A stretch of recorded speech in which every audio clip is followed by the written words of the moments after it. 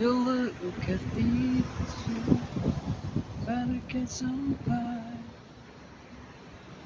All I know.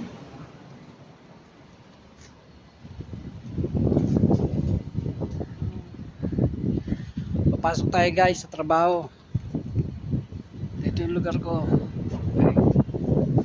So, pasok tayo sa kotse, mahangin. Yeah. Balik tayo sa trabaho guys. Ito yung daily routine ating trabaho.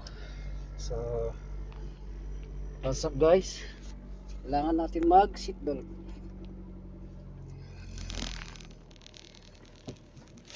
Yeah.